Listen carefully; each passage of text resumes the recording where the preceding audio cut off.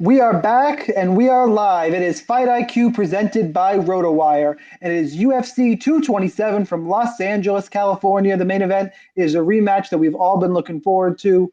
The champ now is TJ Dillashaw taking on Cody Garbrandt in what I'm hoping is a fireworks-filled rematch, and another rematch in our co-main event that I'm looking forward to just as much, actually. I know that's not a popular opinion, but it is Demetrius Johnson taking on Henry Cejudo. I don't think that one ends in the first round this time. We'll get to that later. I am your host, by the way, the Daily Fantasy Sniper. And with me, as always, are the co-hosts, the analysts for Fight IQ. It is Chris Olsen and Sun Tzu. Chris, how are you doing? I'm doing especially great today because look what just came in the mail. Your hat, baby. Where's your hat, Shaun? The RotoWire hat. Chris just totally stole my thunder. Oh no! There we are. Oh, the hat is on. We are all hatted up, baby. Everyone stop sending Jake all these nasty emails and tweets. I know he was getting a lot of hate mail. Everything is coming in the mail. Now we just got to work on shirts and hoodies. So I have to, hoodie for sure. So I have to ask you guys: is being hatted up like in DFS the like equivalent of being G'd up if you were like, you know, a rap type gangster? Like, I mean, I guess we should ask Jared Brooks that question. Yeah, like that's true. Yeah. It's true. Chris, this is the first time I've ever seen you with a hat, man. It's a good look for you. I'm not a hat guy, and with long hair, I'm sure it looks extra ridiculous. But no, man. I think it's a good look for you. It actually makes you like appear like you know what you're talking about. Ah, well, then I should wear the shirt too. I got a shirt back here. What I need you to do then is that you have to take that hat off and we start talking about how Swanson's going to win. But we will get there. And before we dive into the fight, we'll get there. That these podcast shows are brought to you by RotoWire MMA. Make sure and go to RotoWire, rotowire.com/free 10-day free trial to all their premium content. They have season-long content, daily fantasy sports. You're also, now for MMA, they rolled out this week a lineup optimizer. It's in beta. It just has, I think it's for its projections. It's just using average fights, your average score per fight. Average point score. Yeah, but you have another optimizer out there, another tool that they have added. So make sure and check out all that stuff. And as always, I'm going to plug our Twitters because it's important to me, not Sun Tzu, but you can find Joe at Sun Tzu, at the DFS Sniper, 1S. Chris is at Real Chris Olsen. Guys, are you excited for this card as I am? Because it's. I know people are disappointed with the fights that are on pay-per-view, like it really falls off. But top to bottom, I think it's going to be a fun card. Yeah, I'm sorry. I didn't know you were talking to me, but I think it's going to be a fun card too. And can you hear me? Yeah, we got you. All right, I think it's going to be a fun card too. I think there's a lot of good matchups here. I think there's a lot of good point opportunities and maybe some good under the radar point opportunities because I think there are a couple fighters here that might get a finish who you wouldn't necessarily think of to getting a finish. So I think that could sneak up on some people and maybe get them some big points. Now, as I've been building lineups, Joe, this card sets up for me as a GPP card, a pretty damn good one on DraftKings. What do you think in terms of where's most of your volume going to be? I know you're typically a GPP guy, but does this card scream GPP for you as it does for me? Well, you know, I think this card has great balance because you have two 5-round fights. So if you pick the right fight to stack, this could actually be a pretty good cash card too. And I was actually having this conversation with Brett on the Alpha Pod that we did a little while ago. Brett Appley, that is, BB Bomb, where, you know, if I stack, I'm stacking not so much because I think I'm going to get a lot of points, but because I have a level of uncertainty as to the outcome, you know, and I think, you know, there's four fighters here in two 5-round fights, and this could be a really good cash card if you pick the right fight to stack. Do you need to pick one? I think the double stack is in play. It's scary. Well, here's the analysis behind the double stack, right? If you do the double stack, right, you're going to have $15,600 left. Are you confident enough that with $15,600, it's more than that? I think it's 16.6 or 17.6. 17.6. You have 8,800 left to fight her, right? Hang on. Let's just. I'll plug it in right now. All right, so that would be right. Check it. Check it. Right? 8,800, 17.6. What? If you double stack, you get 8,800 left per fighter. You need to pick those two wins. Wait, 16. Okay, you're right. So it's 32. It's 32-4, right? So you got 17-6. So can you find two fighters that are going to win? So the people in that range, we'll talk about them later, but this is kind of good foreshadowing. In that range, starting from 9,100 to like 8,400, you have Renato Moicano, Polyana Viana, Pedro Munoz, Weili Zhang, Ricardo Ramos, Ricky Simon, Alex Perez. And what if either one of those fights ends up in a quick finish and you get 225 out of the double stack? I mean, is that going to work for you? If you get the other two right, it might. It's. I'm double not sure where I'm stacking going is to catch. tough. For me, that's one of the reasons why I said this card screams GPP. But we'll get into the breakdowns and let's start talking about some fights. Yes. And it's funny you mention our friend BB Bomb because his boy is up. Leading off the card, Marlon Chito Vera, 9,300, taking on Waliji Burin at 6,900. The line on this fight now, Marlon Vera is one of the biggest favorites on the card at 1 point. And yes, as of right now, Friday night, he is the biggest favorite on the card at minus 460. Waliji Burin's the underdog at plus 410. Marlon Vera coming off back-to-back losses. Douglas Silva, D'Andrade, John Lineker. Good fights, clearly lost both of them. Waliji Burin is coming off a loss to Orlando D, which is really, really bad. The one thing Burin does is he looks to wrestle. I think Vera's bigger, stronger guy. I'm picking Vera to win the fight, but I have a hard time at 9,300 paying up for him, especially with Mighty Mouse in that range, Thiago Santos. It's hard for me to want to go there. And my problem with Vera is he gets very complacent in fights. If Burin gets a takedown, he might lay on his back. He doesn't really press the action on the feet. I know Burin was dropped by D and he popped back up, so Vera could get a finish, but I have enough worry here that I'm not sure how much Marlon Vera I'm going to play. Even though he's the biggest favorite on the card, he's really expensive for me. So, Chris, take us away on this first fight, Marlon Vera or Waliji Burin.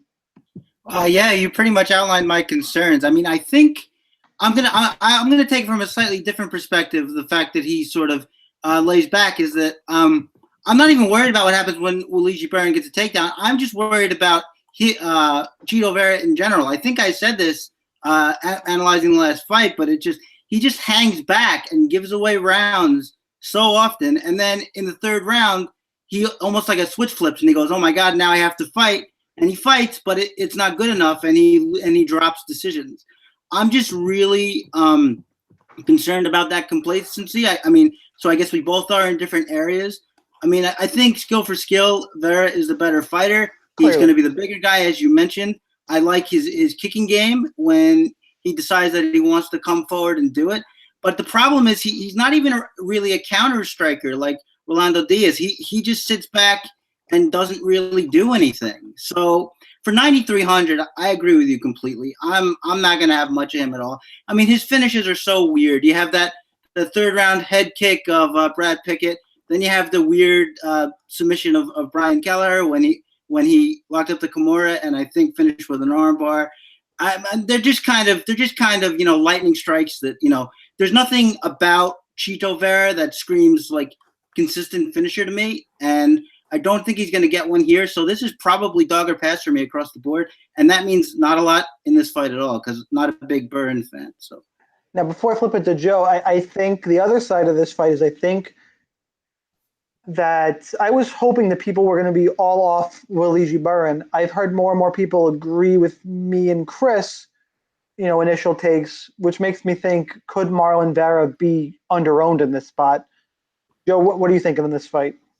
Look, I mean, I feel bad for like Waliji Burin. Like he must feel like someone pissed in his Cheerios because, he's training for a fight thinking he's going to go up against Kandari, who is Bahara Kandre, yeah. Bad, who he could actually out-wrestle the Indian wrestler. So, and then all of a sudden he finds out, well, no, I'm going to be fighting Chito Vera, training at Jackson Wink, solid competition. I think Vera could be a sneaky GPP play. I wouldn't say cash because anybody would rather pay the extra $100 and go up to DJ. But I think it could be a sneaky low-owned GPP play. I mean, I have so far, I will share with our millions of listening viewers, listeners, that I have 80 lineups created so far, and I have Vera in 14. So I've got some exposure to Vera. Well, we were talking somewhere else in a Slack chat, and I disagree with one of your exposures, and we'll get there. So I'm hoping they're going to have some adjustments coming along. Yeah. But before that, I sorted the fights wrong. I almost gave us the co-main event. We're not going to get there yet. Weili Zhang, 8,700, taking on Danielle Taylor at 7,500. The odds on this fight, Weili Zhang is the favorite, minus 255. It's been pretty consistent all week. The comeback on Danielle Taylor is plus 235. Danielle Taylor, I don't actually know what her nickname is, but it's Fantasy Black Hole. Do not play Danielle Taylor. If she beats you, she beats you. I don't see it. Weili Zhang, on the other hand, is a newcomer who's beaten up cans, but she does look good on tape. You look good against cans, but all the skills are there. She's aggressive. She throws volume. She's going to be bigger than Taylor, who should be an atomweight if the UFC had the division. I like Zhang a bunch here. I'm a little worried about the output because maybe Taylor runs the whole fight. But even with that, Zhang is the harder puncher, has the grappling. I like the newcomer as part of this Chinese wave. I'm taking Weili Zhang. Joe? Yeah, I mean, look, that's my concern. Your concern is my concern, is that Taylor, just spends the entire fight on her engine. And again, I would hope, this is one instance where I really would like the judge to get involved. The ref to get involved and say, hey, we need action, girls, because I could see Taylor running and the other fighter chasing her down. And look, I think she's a worthwhile play in GPP. I would not touch this fight in cash. I don't see, even if Taylor wins, she's not going to score any points. And I think Zhang could be cash viable. No, only if she gets the finish, though. Do you really see her, earning her getting 10x on a decision? I don't see it. If she grapples, she's going to have a grappling advantage. We've seen her take girls down, ground and pound. I know it's different competition. I don't think it's that. I'm not saying it's the best option, but I don't think it's that crazy. I'm with you, though, on the pick. Chris, are you locking in Weili Zhang in cash? Okay, so remember at the beginning when I said this might be a card for a finish for a fighter who never really gets finishes? I was talking about Danielle Taylor. Go ahead, take the hat off. Take the hat off. Listen. I was so confused when you started talking. I was wondering if we watched the same tape. This newcomer, all she does is stand in front and try to pepper with light shots until her opponent falls. And in her last fight, she got dropped 3 times before the opponent pulled guard somehow, and she ended up winning with ground and pound. Yeah, this is a perfect style matchup for Danielle Taylor. All she does is keep her distance, move around, and throw big power shots. Well, she's gonna have somebody in there with her. She's a 105er. Don't say big power ever again. Excuse me. Look at that. She's gonna have somebody in there with her who's gonna stand right in front of her, not move her head, and just wing these wild shots. I guarantee you she's gonna get hit hard with something at some point in this fight. There's no way, unless she fights totally different than what we've seen on tape. There's just no way that it won't happen. I'm not saying that Taylor is a lock to win, because maybe in some universe she gets overwhelmed by the pressure, but Taylor is just such a more composed fighter. She actually has an idea of what she wants to do in the cage. I mean, look, am I saying go all in on Danielle Taylor? I'm not. But if you're looking for a GPP play that nobody's going to be on, that could finish, and I think has a better chance than usual to finish, I think it's Danielle Taylor. She throws hard. I mean, I already mentioned everything. I won't go all the way through it, but I mean, yeah, Danielle Taylor. Okay, so listen, wait. Shaun, I think, I'm going to give some spoilers here, so people have to cover their ears, because Chris is obviously living in some sort of fantasy world. So there's a couple of things I want to spoil for him. One of them is in Psycho, Anthony Perkins does play his mother. in Cinderella, the shoe does fit. And saying Danielle Taylor has power shots with a straight face, these are all fantasies. For that division, you don't think she throws hard? Come on. She's a 105. No. Danielle Taylor, this fight is minus 167 over 2.5 rounds. Danielle Taylor to win inside the distance is plus 660. Here's the one thing I will say in your defense, Chris, because I feel compelled to defend you at least a little bit. Oh, thank you so much. She will have, she is I believe she works in the sheriff's office in the LA area. She will have plenty of friends and family cheering her on. That could provide a bit of motivation for her. Being the local fighter, being able to, not disrupt her training, having to travel. I will say that much, but I don't think this is a great fight, but I just, saying that she's going to get a finish is a real bold. Well, let's clarify. I said it's more probable than usual. I didn't say to be clear. I didn't say go all in on Danielle Taylor. I said she could be a good, sharp, contrarian GPP play. But I'm shocked that you guys liked what you saw when you watched tape. I think we watched different tape. I'm not sure what you guys were looking at. I think we have to remove the word sharp from contrarian, and then I could maybe get on the same page as you. All right. Well, you know what I'm trying to say. Come on. This fight Danielle Taylor doesn't finish this fight unless a different Danielle Taylor shows up. We spent a lot of time on this fight. Let's just move on and agree to disagree. And I'm assuming we know Chris's hot take, and I'm going to vomit during that part. Joy being the host, I can throw that in and move on to Alex Perez at 8,400, taking on Jose Shorty Torres at 7,800. Perez is the favorite at minus 140. The comeback on Jose Torres is plus 130.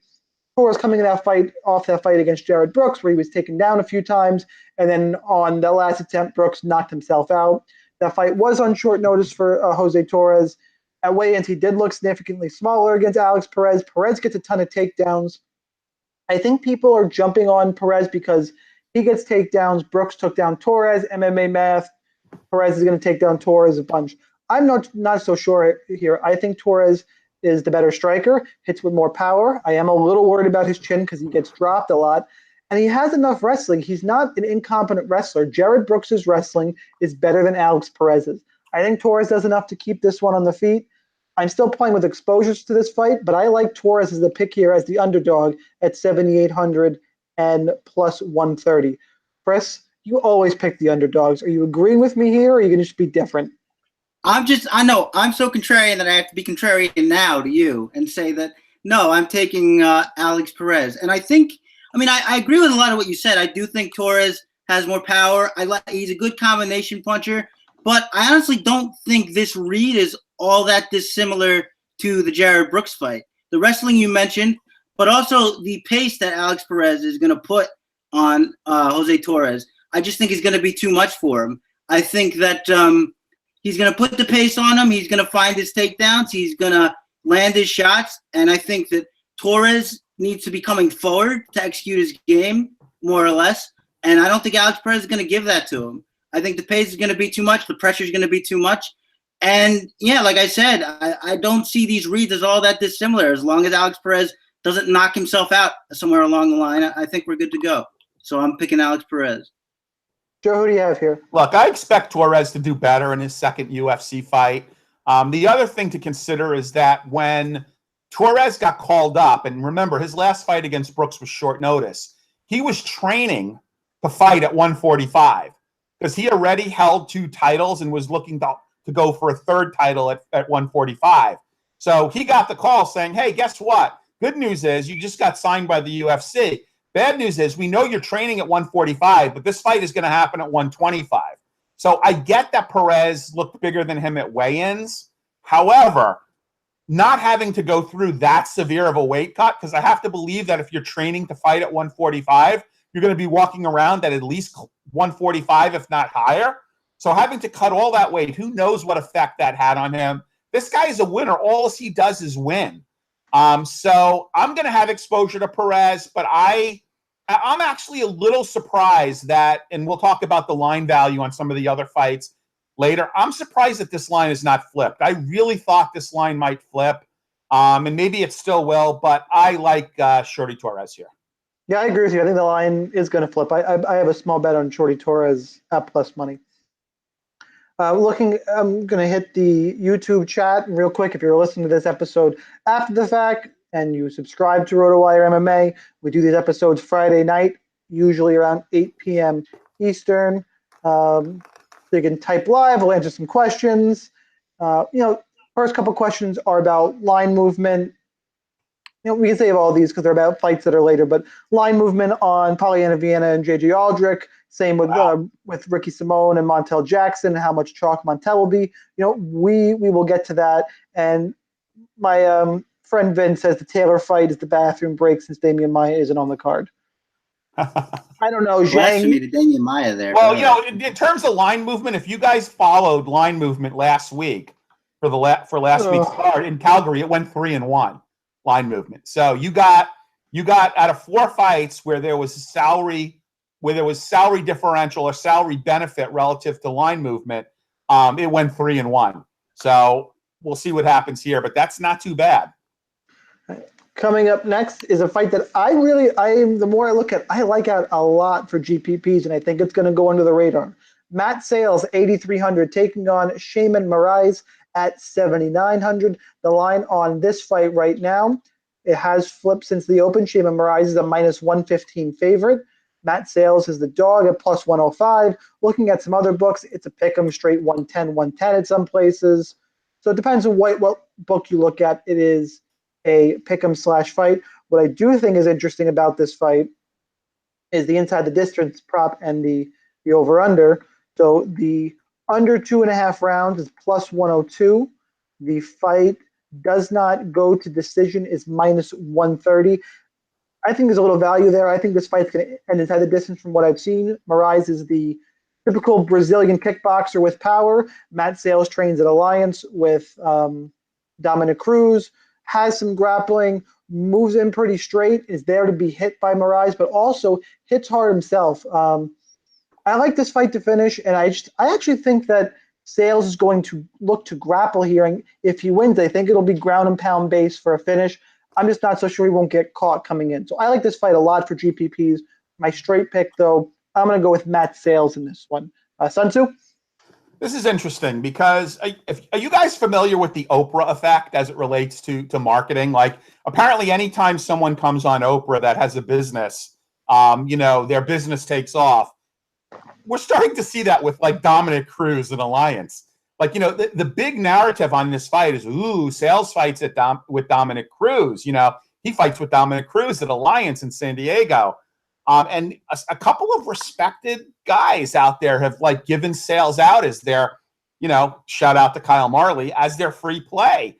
I just don't see it. I mean, I'm going with the line value here. There has been a line move with Morais, whose first 2 fights in the UFC. Welcome to the UFC. You get to fight Zabit and then Marlon Moraes. This fight is materially easier than either one of those fights. I don't know, man. I would have some exposure to both sides of this fight, but picking a winner, I am definitely going with Morais here. Chris, what are you doing with this fight? Yeah, this is interesting to me. It's kind of close. To me, this is going to be a real question of who wins the pressure war, because they're both pressure fighters. They both like to advance, but only one guy can do that per fight. So we're going to have to see who takes the initiative. It could look a lot like Moraes' fight with Luis Palomino, where they just end up crazily swinging at each other. I wouldn't doubt that for a second, but you talked about Sales' grappling. I mean, he could try that. I mean, in his only loss, he got soundly out grappled. I think that was 2 or 3 fights ago. So we'll have to see how that plays for him. Shaman Morais is not a grappler, though. No, I get it, but I just wonder how willing he's going to be to play that game again, especially how much success he's had lately, coming forward, throwing that right hand and just knocking dudes out. I think Morais, I love his leg kicking game. It actually reminds me a little bit of Justin Gaethje, the way he chops at it and moves his head off the center line. I like that about him a lot. I don't know. I don't really see a deep enough game from Sales here to confidently pick him in this fight. Although I do acknowledge that either one of these guys can finish each other. So I guess I'm going to have to be boring here and go with Joe and say that I'm going to have exposure to both. I think both can win. I think I'll be a little heavier on Morais. I think I'm not super confident in the pick, but I am very. It sounds like I'm more confident in that. I think this fight is really important for GPPs. I'm seeing a finish here whenever I play it out in my head, and even at their mid price, if there's any kind of volume or a knockdown, I think this fight is priced just outside of Cody and TJ. I think it's a good chance this fight ends up in the optimal lineup. So I agree with you, and that's why I referenced that Palomino fight. It was just a crazy war, and I think we could see that again. And I think if we see that here, I think one of these guys could definitely drop. So I don't often do this, but I actually think that's a nice read by you. I'll pay you a compliment, and I do think that this is a fight you should be looking at. Absolutely. All right, next up, Ricardo Ramos, 8,600, taking on Kwan Ho Kang at 7,600. The line on this fight currently, Ramos is a minus 215 favorite. Kang is the underdog at plus 195. This fight is interesting because these guys are pretty similar in that they both have stand-up striking and a little bit of grappling. They're both fairly well-rounded. Ramos, the younger guy. Kang, though, was getting hit on the feet against Guido Canetti, and that's a big problem. I know he was off 3 years beforehand. I think Ramos' striking is better. I don't think Kang can get Ramos to the ground. I think Kang might be a better submission grappler, but I don't think he's going to have a chance to really use it in this fight. So I'm going with Ricardo Ramos. I was really high on him to start the week to win the fight. I still am, but on DraftKings, I'm starting to worry a little bit about how well he scores. Chris, how do you have this one pegged?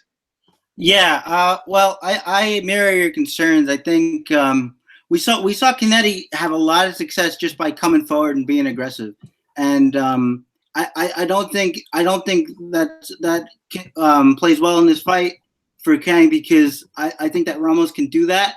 I also think that Ramos is I would say probably a better grappler, and I would say probably better than we got the chance to see because that's a hobby fight. I think a lesser scrambler would have probably been submitted in that fight. I think that Ramos was doing really good work there. Zahabi was just able to keep up with him. I mean, I guess that's what happens when you're a super prospect and your brother is a great coach. I guess that happens. But I'm really excited to see Ramos exercise some more of his BJJ here. He stands a little bit upright, which I don't love, especially against the guy who hits as hard as Kang does, and is as big as he is. But he had to lay off, and then he doesn't look great against Canetti, and now he's in there against a tricky good BJJ fighter who's got some good striking of his own. I think I have to pick Ramos here. Joe, where do you have this one? So Ramos actually did this camp at Alpha Male. Alpha Male is not generally known as a striking camp, so I think he already brings a striking edge into this fight. I'm not looking for any vast improvements in striking. If anything, his wrestling / grappling, would improve based on time spent at Alpha Male. Plus, he's a very young fighter. I believe he's only 23 or 24. Kang did have the military service. They threw him a big softball when he went up against Canetti. I actually like this as a fight to target. This is the only 3-round fight other than Santos, Holland, where they set the over-under as 1.5 rounds versus 2.5 rounds. And there's been line pressure against this fight finishing inside the distance, which I don't necessarily agree with. I do think we're going to get a finish here. If it does go to decision, I don't think it's going to be a great scoring fight because I think these guys can neutralize each other. But I am going to.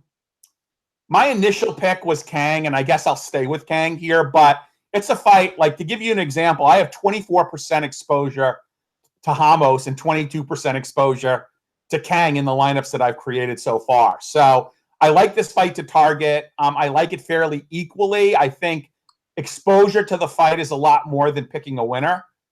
Is a lot more important than picking a winner. But gun to my head, I'll go with Kang. All right, speaking of line value, we have Ricky Simone, 8,500, taking on Montel Jackson at 7,700. Montel Jackson is now the favorite. -120, taking on Ricky Simone at +110. Jackson coming off the Dana White Tuesday Night Contender Series. Long guy, really athletic, pretty explosive, has some grappling. Weigh-ins looked longer and bigger than Ricky Simone. Simone is coming off of a fight against Mirab Divashvili where he was handed a win. I don't think Divashvili was out. Came on late. Divashvili put on an insane pace, and Simone didn't fade, to his credit, but he was taken down a bunch. Overall, just stylistically, I think Jackson's going to be in this one. I think he can play at range. I think those long limbs and his grappling will have some success here. We've seen Simone can be taken down. I like Montel Jackson. I like the line movement. I agree with it. I think he's a play in cash if he fits there. I think he's going to be pretty chalky, though. I think this is one of our questions. How chalky do you think Montel Jackson is? I'm going to, and I'm not the ownership expert, so I'll let these guys both touch on it well. My gut feeling right now is he's probably going to be around 35-40% in most contests at this line value. So, Joe, what do you think about the fight and the line movement and ownership? Yeah, so honestly, I wasn't really focused too much on this fight prior to the line movement. I was at the fight in Atlantic City when, Simon got that. We didn't know what was going on at the end of the fight. We had assumed that Dishvali won the decision. And then, when we found out that Simon won by submission, we were all like freaking out. So I remember I was at that fight. It was an interesting fight. I think Simon could be, look, you got a guy making a debut who essentially flipped the line against a guy who has fought arguably better competition. The line movement makes it tough. This is going to be a strange statement, but I'm probably going to have more exposure. Not probably. I will have more exposure to Jackson, but my pick to win the fight is Simon. Chris, how do you have this one? Yeah, I don't know if this fight's going to be particularly chalky, because I don't know if people aren't just going to sort of bypass this. Montel Jackson, he got his finish in the third round of the Contender Series, I think. Right? There's a lot of odds-based players, and there's I know that there are, but I also think that we have these fights sometimes where there's a lot of casual players too, and so they're not necessarily, they're looking for guys they know, or guys who have finishes. I mean, this is a guy who we just saw at the Contender Series. He had a good fight, but it was muddled up a little bit by all the fouls and whatnot. I'm not really getting a strong sense of a chalky ownership, but you might be right. He could be, in all fairness. A lot based on line value, Chris. He's going to be very chalky. No, I get it, but all right, we'll see. But anyway, as far as my read on the fight goes, I basically agree that Montel's the pick here. I think, like you guys covered it, the length, the grappling. I think they said in the Contender Series he was like an Olympic hopeful or something. So that gives me a good feeling. He's definitely strong. We saw that in the Contender Series fight. Ricky Simone, I wouldn't go past him all the way, just because his style plays pretty well for DraftKings, in that he's a guy who likes to back you up with strikes and then go get in for takedowns, and he'll chain wrestle over and over and over again if you let him. That fight with Diashvili, that guy's a nightmare for anybody just because of the pace he puts on. And, Simon couldn't really get anything going in that fight prior to, the weird finish. But I attribute that to the opponent more so than, a failing from Ricky Simone. And I think that he's going to have a better opportunity to get takedowns here on Montel if he so chooses, and I think he will. So the pick here is Montel, but don't speed through Ricky Simone, because I think he's got the kind of style here that could generate points. All right, next up, a fight that I'm going to do some foreshadowing. Here's my hot take right here. Pedro Munoz, 8,800, taking on Brett Johns at 7,400. Pedro Munoz is the favorite, -210. Brett Johns is the underdog at +190. Everyone is off of Brett Johns because he was handled by Aljamain Sterling, who is a borderline top 5 guy in that division.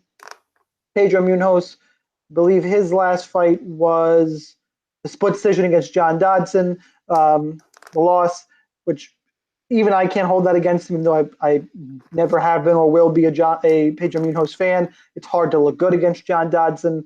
And before that, he subbed Rob Font. Damian Stasiak, by the way, that is another guy that Pedro Munoz fought, and that was a fight for a little while. Stasiak, I believe, got a takedown. Look, Brett Johns is going to try and grapple you over and over and over again.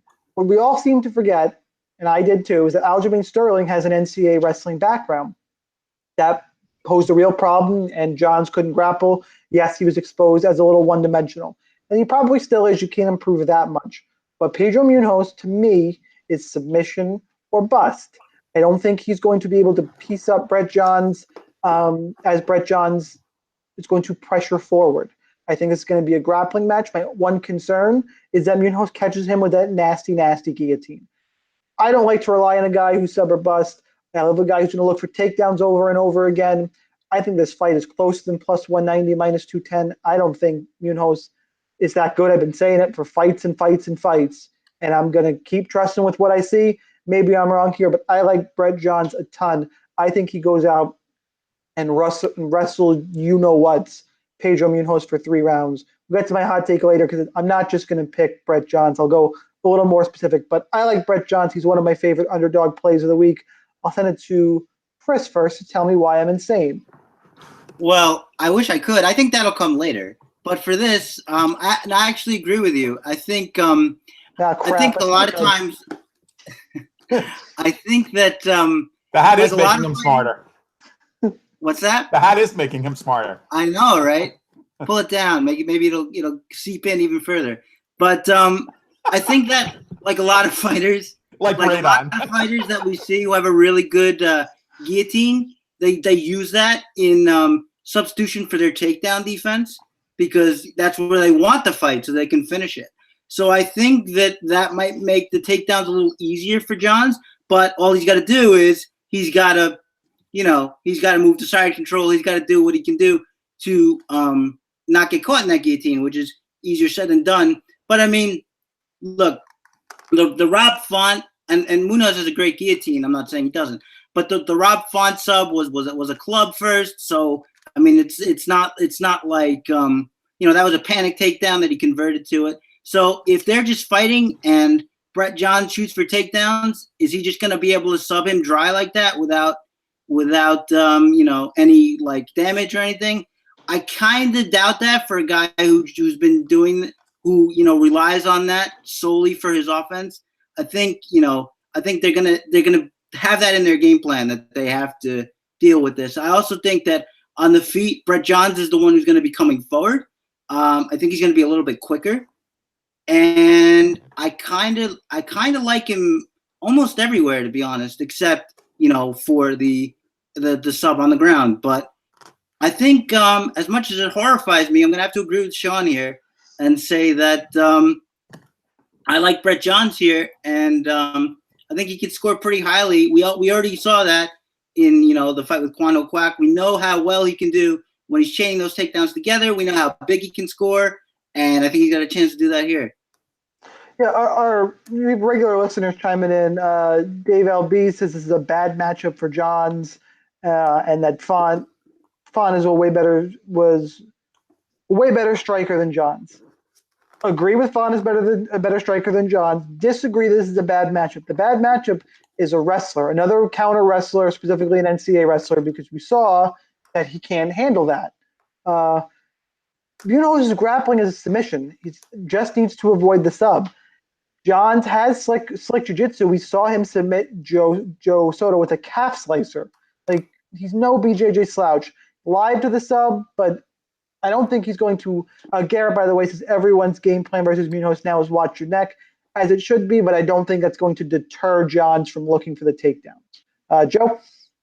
Look, I agree with everything you guys said about Johns. I think he's live. I think you should have exposure to him on DK, especially in mass and GPPs. Though I'm going to pick Munoz to win the fight.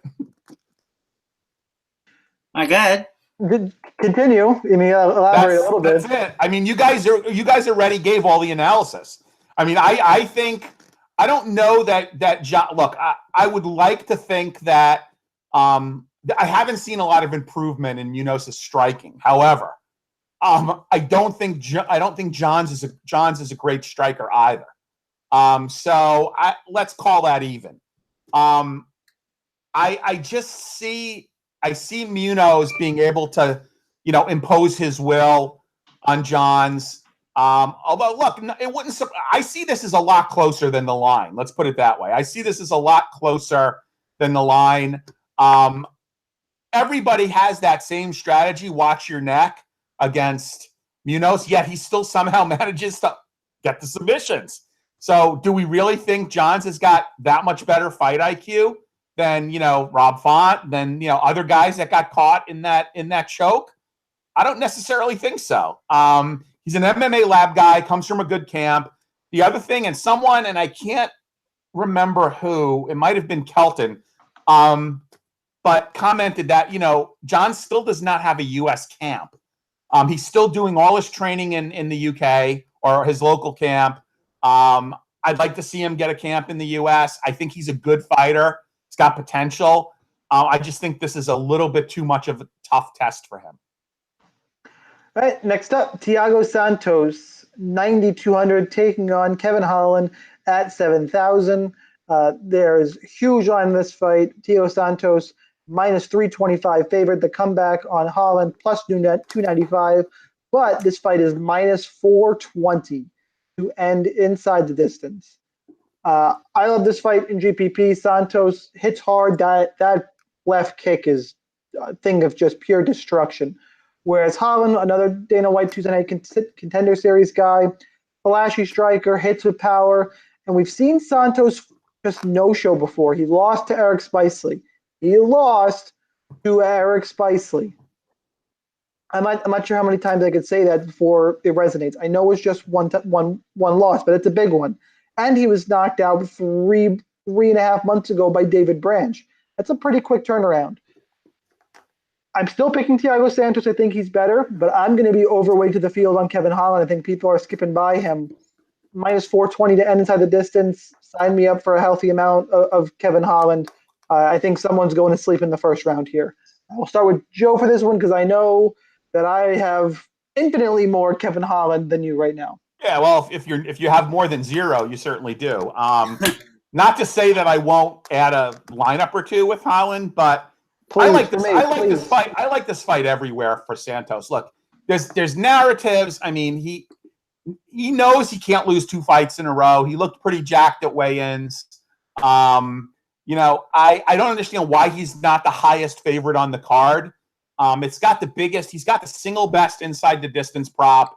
I would actually argue that the line isn't wide enough on this fight. I mean, Holland wasn't even given a contract in the Dana White's Contender Series, and he was actually lobbed a softball for his fight. Like, he was lobbed a fighter that was older, that had, that wasn't nearly as talented as him, and he couldn't finish the guy, didn't get a contract, lost to, who did he lose to? Melander, before Melander moved down to welterweight. I don't know, man. I just think everything's aligned here in Santos's favor.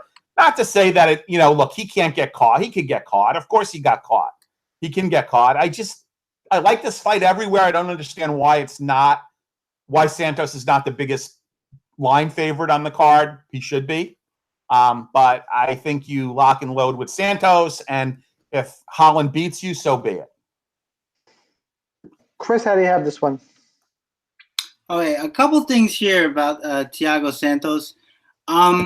I think Branch, and this is what I was worried about for him in that fight. I think Branch pretty much, not wrote the book because it was already there, but maybe exposed the book, took it off the shelf. Where if you pressure and crowd Thiago Santos, his basic defense is just to throw really hard hooks at you, hoping you'll go away.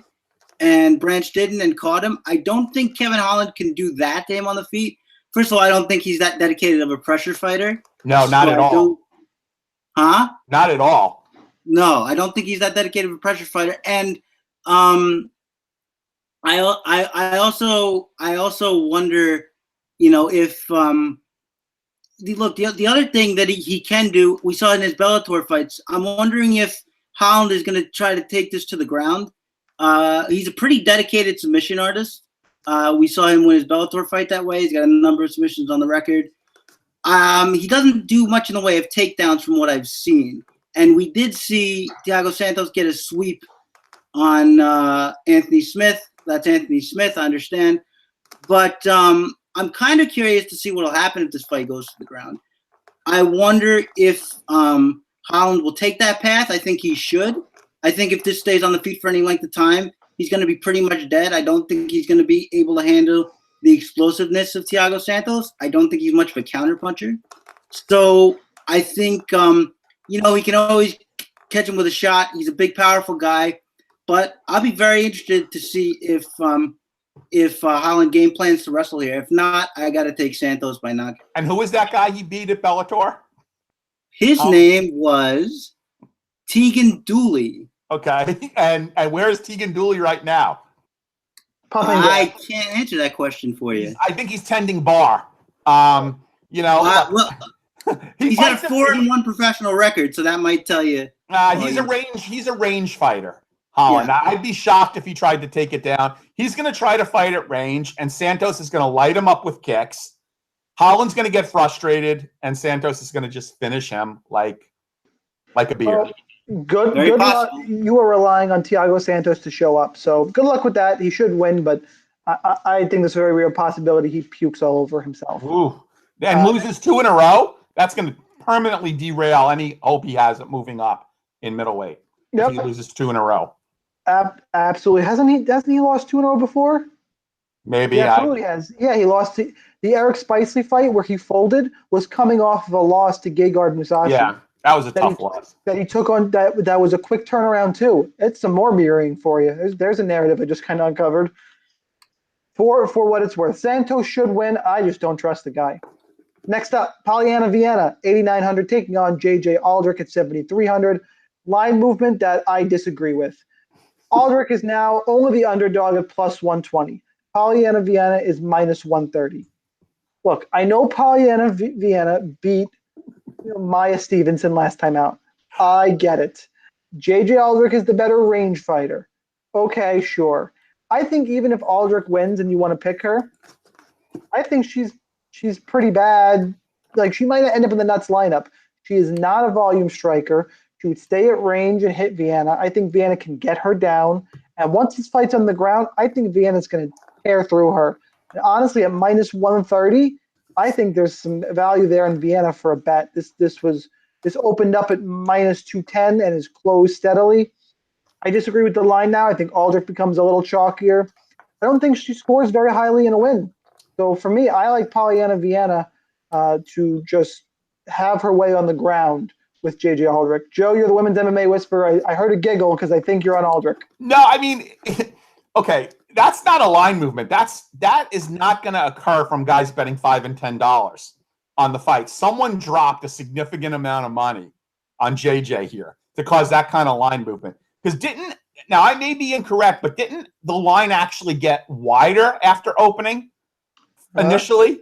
I have the history. Hang on. Yeah. It did. It was all the way at minus 325. Yes, exactly. She was a 3-1. So to go from 320 to minus 140 means someone or some buddies threw a significant amount of money down on JJ here. It was pretty steady. Like, it wasn't all at once, except it did make from 200 to 150. It made a big jump, but from there it was slowly ticking all week. Look, I mean, I get that it's women's MMA and it doesn't take the same amount of money to move lines in MMA as it does in other sports. But I still have to believe that if not a complete steady stream of money coming in. Now, I had some Aldrich before the line movement, and I added a little bit to my Aldrich position. Look, I think Viana is I think she's worth a play.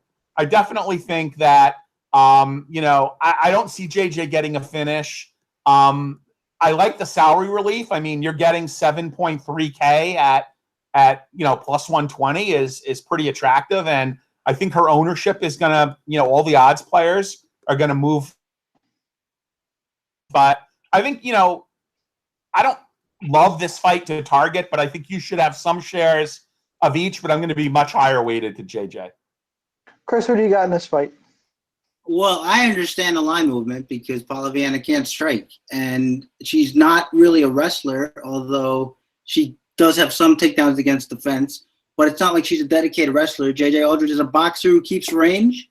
That's going to help her out in this fight. Wait, Chris, you're the technical guy, so why don't you talk about the types of takedowns that Viana goes for?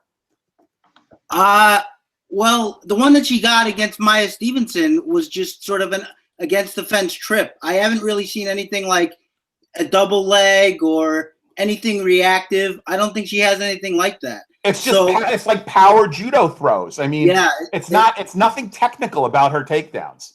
Yeah, no, I think you're right about that, and I think look, Aldrich is going to keep range. She's obviously the more technical striker.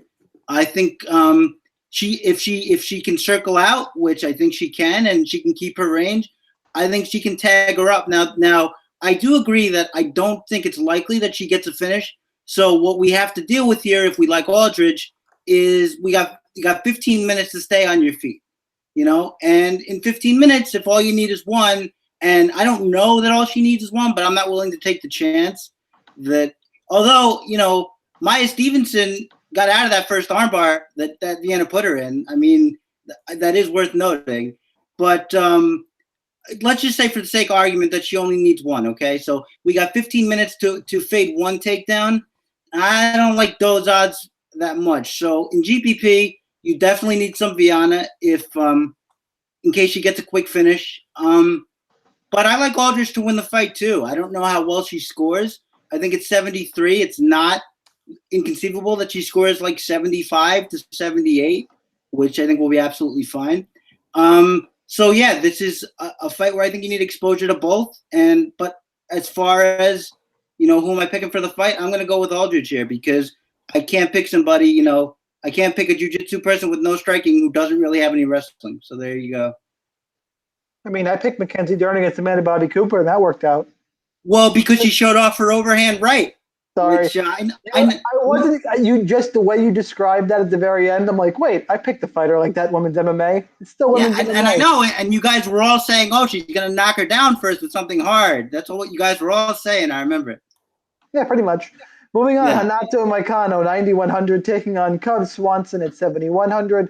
This line has it opened pretty wide. I believe it stayed there. Moicano is a minus 295 favorite. The comeback on Cub plus 265. Look, I'll let Chris tell you why Cub's going to knock out Renato Moicano. I'm going to tell you that Moicano is the better striker. He outstruck a really good guy in Calvin Kattar last time out. He was beating Brian Ortega until the third round. He got caught with the submission. That's legit. He beat Jeremy Stevens. He had a couple takedowns in that fight. Look, overall, Moicano's the better striker than Cub. He hits harder. He's more liable to finish. The only way Cub wins this fight, the only thing Cub has going for him in this fight is that unorthodox striking style. He's prone to get hit. I don't think Renato Moicano is going to fight a silly fight and get caught here. I think he's pretty much better everywhere. I think Cub is on his way out. Chris, we'll start with you. Why is Cub Swanson? Why is this the fight that starts his 5-fight winning streak on his way to the title? Well, first of all, I need to say that I contacted Twitter Terms of Service for all the abuse I'm getting from these two for picking Cub in that fight. So, guys, expect an email very soon. But yeah, I think that Cub is going to do what you need to do to beat Moicano, which we haven't really seen anybody do yet, at least in my opinion, which is brawl him. When you try to brawl Renato Moicano, he does this thing as a counter strike to try to push you away. It almost reminds me of Thiago Santos, and I think that Cub is going to keep that pressure. He's going to dart in with hard strikes, and he's going to take the fight to him. I think. Look, and I want to be clear that I'm not saying Renato Moicano can't win this fight. I think he can. I like him. He's a counter striker. He's got good hard leg kicks. He's good at circling off the cage. He's good at avoiding strikes, but we haven't really seen someone take a fight right to him yet. And I think that, I think that Cub's going to do that. And I think Cub's going to stay on him. I think Cub's not going to give him all the space he needs to circle out, which is the way he beat Stevens, which is the way he if you remember, Qatar looked pretty good in the opening minutes of that fight, and it's because he was coming forward, and it's because he was pressuring. After that, Moicano kind of got his bearings. I think the boxer in Qatar took over, and he stayed at range, and that's not how you want to fight Renato Moicano, in my opinion. I think Cub is going to take the fight to him. I think he's going to hit him hard. Maybe Moicano hits a little harder, but I think Cub still hits plenty hard. And I like him for a win here, maybe a finish. I'm seeing people say he needs one, but I don't know if he needs one. I think he can keep a pressure game for 3 rounds, and that's what I'm betting on. So there you go. Wow. Joe, what do you got? Well, that breeze that just came in was Moicano breathing a sigh of relief, knowing that Chris said he's got a remote possibility of winning the fight. Who is more technical, Adam Lobov or Renato Moicano? It's not even close. The amount of strikes that Cub Swanson took from Adam Lobov. Now, Moicano is a slow starter. Yes, I will say he's a slow starter. Great. The other, you want narrative? Cub is local. Apparently, he spent $26,000 on tickets for families and friends to come watch him. Now, I don't view that as a positive. I view that as a major fight week distraction. When you've got so much family coming in that you just spent $26K on tickets, my take is that he's going to have a lot of help carrying him out of the ring with all those people he's got at the fight. I see a late finish by Moicano, late second round, third round maybe. This is a difficult fight for me on DK, though, because you got Moicano at 9.1K. I think the likelihood of a finish is higher with Santos. I just don't know if Moicano is going to get enough points to earn his salary. So I'm going with Moicano here. Easy. But I just don't know. I think you should have some shares. I just don't know what to do, with him on DraftKings. All right. Co-main event time. Henry Cejudo, 6,800, taking on Demetrius Mighty Mouse Johnson at 9,400. The line on this one, Mighty Mouse is minus 430. The comeback on Cejudo plus 380. Look, you can't pick against Demetrius Johnson when you go skill for skill. He's faster. He can outstrike Cejudo. You see him move in and out. You finished him with a knee on the inside last time. I just have a funny feeling that I think this fight is closer than the line. You can't expect a flash knockout at 125 again. Cejudo has been making improvements. He is a Golden Glove boxer before he's shown off his karate style. He can grapple. I know he took down Demetrius, and Demetrius popped right back up in the first fight. But over 5 rounds, if he gets a few of those, we saw Tim Elliott control Demetrius Johnson. Cejudo can do that. I think this fight is closer. I'm still picking Mighty Mouse here. I think overall the volume is going to be too much. I think this is a good fight to stack. I think this is the better fight to stack of the two, except for the explosive uncertainty in the first one. I think this one is more stackable.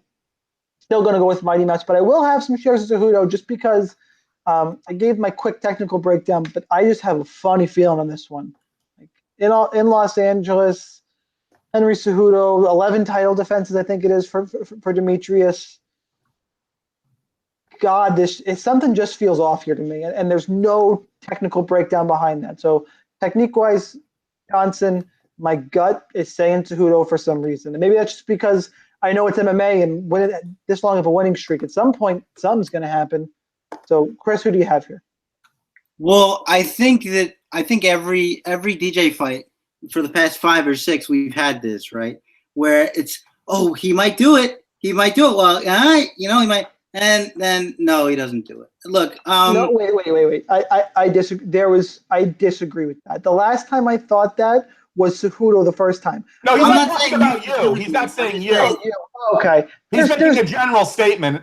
Yeah. People thought Wilson Hayes was going to beat Demetrius Johnson. There's always a little of that. Like they outline the attributes and they go, well, I don't know.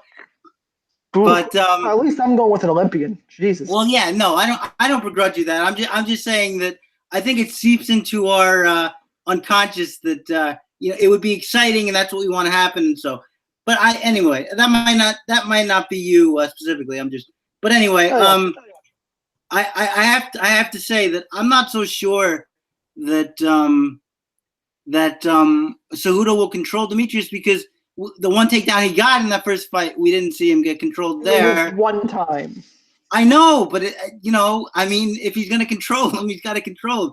But I think DJ is just really good at scrambling. I think he's getting better at it too. We saw him not be able to be controlled at all by Ray Borg and out scramble Ray Borg pretty much every single time. I just think, I mean, you covered it. I mean, the in and out movement, the strikes from different angles every time, the work in the clinch, which Cejudo is going to have to enter into at some point. If he wants those takedowns, it's just not going to work out well for him. I mean, let's say he goes in and Demetrius stuffs the initial shot, right, and now he's right back to where he was in the first fight that got him knocked out. I mean, unless he's shown some improvements in that area, I just don't think. I think that Cejudo probably should have waited on this fight, maybe 3 or 4 more. I know maybe DJ doesn't have that long in the division, but I think this is a little too soon for him. I don't think he's drastically improved enough. I know he showed off some better striking recently, but when he was up against Sergio Pettis and couldn't outstrike him, what happened? He just became the wrestler again. So if that's all he has coming back, I'm not saying it's nothing, of course, because it's Olympic level, but I just don't know if it's going to be enough. I don't know if Cejudo is going to be able to hold him down, and if he can't, I just think it's going to be DJ doing what DJ does. So I'm going with Mighty Mouse. You're muted. You're muted. Sean. I got you. Sorry about that, guys. Yeah. That's some background noise going. I was trying to be considerate. Joe, I think we know the technical breakdown on this fight now. How are we approaching it on DraftKings? Wait, so you guys are not believers in the new age camp that Henry Cejudo had? I mean, I heard some 90-year-old Navajo woman blew like smoke all over his body and created tingles. He's doing some weird kind of spiritual whatever. Yeah, I mean, he's got talisman and all kinds of cool things. And look, unless Cejudo can hurt Demetrius Johnson with his hair, I don't really see any difference in the outcome of this fight versus the last fight. The issue I have here is, absent a lot of passes and wrestling moves, there is some caution. I mean, DJ has been a scoring machine, but that's usually based on ground points, not so much on stand-up significant strikes. So I just don't know. I mean, I think he's a good play for cash. I think he could be a good play in GPPs, but if you're going to play Demetrius Johnson in GPPs, you're going to have to get a dog or two that comes up big in your lineups because he's just so damn expensive. And you got to get Santos in your lineups as well. So I think he's challenging to use in GPPs unless you really are confident in a dog or two. But I like him for the win going away. All right, let's move on to the main event. TJ Dillashaw, 8,200, taking on Cody Garbrandt, 8,000. Big rematch. The line on this fight, it's been a pick'em. TJ's a small favorite now, minus 120. Garbrandt plus 110 on 5 dimes. Look, this fight is as close as possibly could be. It's an all-in situation for me on DraftKings. That first fight, if it had 5 more seconds to it, I think that Cody finishes TJ. Overall, I think TJ is the more complete fighter, uses his angles better, has some wrestling. I think Cody has some we haven't seen. I just think TJ's is better, so I won't totally discount Cody on the ground. Overall, I like the way TJ fights, and Cody just has limited power. Which way it goes, who knows? Come fight day, if the co-main wasn't on this card, I'd say stack this fight. I think it's stackable. The double stack you could run, but as I outlined in the open, then you really better be accurate later. If I'm going for a fight pick, I'll go with Dillashaw for the reasons I mentioned, just a more complete game. I think Cody's also putting a lot of pressure on himself. So I'll take TJ Dillashaw, but I'll have plenty of both sides. Joe? So when you have a fight where both fighters are just a little bit of an asshole, who's the less of an asshole? Probably TJ. I don't know. It's hard to tell. With that said, there is a bit of a narrative with, I'm sure it's anybody who's kind of been following this knows that, Cody had back issues. The reason he took the last fight was financially motivated. With that said, I don't know how big an issue it was, but he almost did finish TJ. I think you need to have exposure to this fight. The one concern I have is that if for some reason this does go to a decision, I don't know that either fighter will be optimal lineup GPP. I think we do need a finish in this fight for the fighter to be in the optimal lineup, or the nuts, as we like to say. I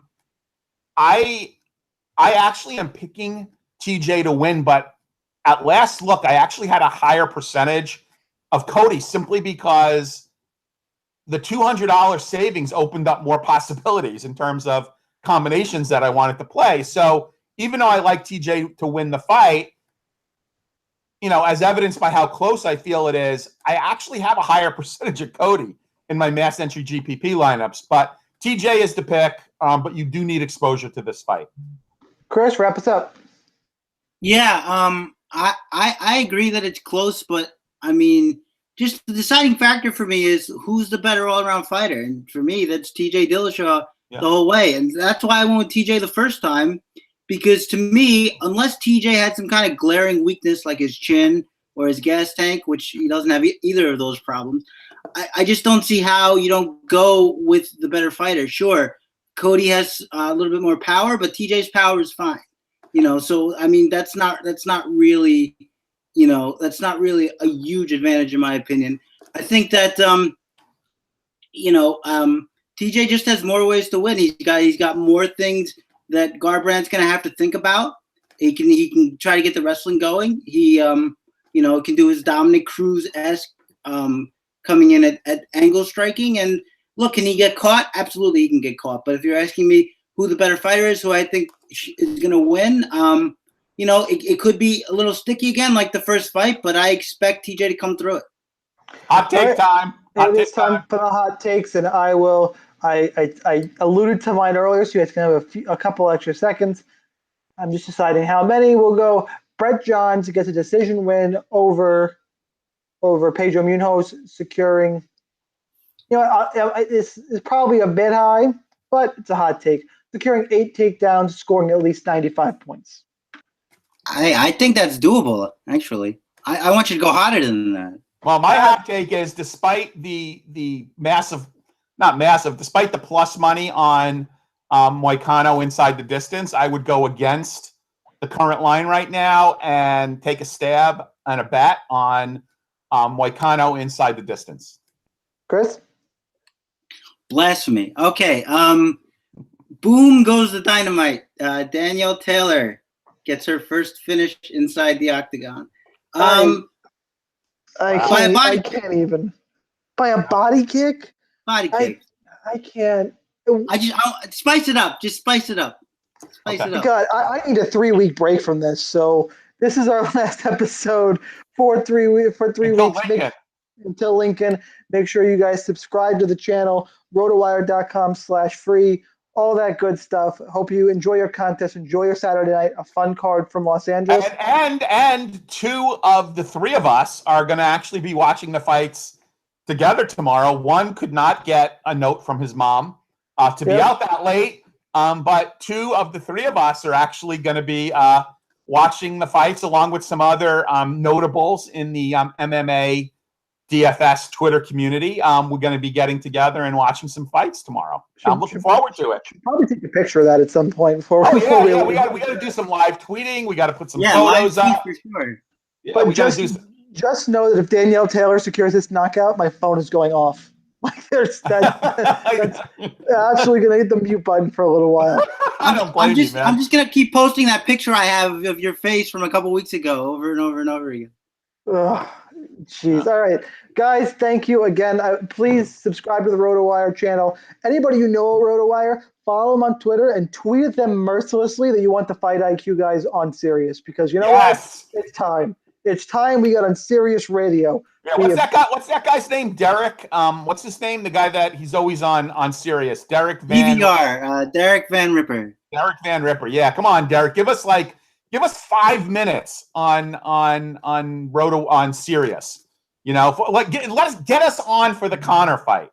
Get us on for when Conor that'd be fights Khabib. fun. Get us on for 5 minutes so we could give our analysis for that fight. Come I on. think that is a great idea. Yeah. So I gotta find his Twitter. We'll start hitting him up next time. But guys, so if you're on, Jake, Peter, the ownership, get us on. Serious. that's right. It is an internal. I wouldn't call it mutiny, but we it's the contract negotiation. I can't even say it with a straight face. I do think MMA is growing, and we got Conor. So guys, that's your homework assignment for the next 3 weeks. I will sacrifice my monthly paycheck from RotoWire to get on Sirius. And on that note, guys, do all that stuff. We appreciate you. Guys, it was fun as always. I'll see you in 3 weeks. Or Joe, I'll see you Saturday. But See you tomorrow, man. I will see you in 3 weeks. Take care. Woo!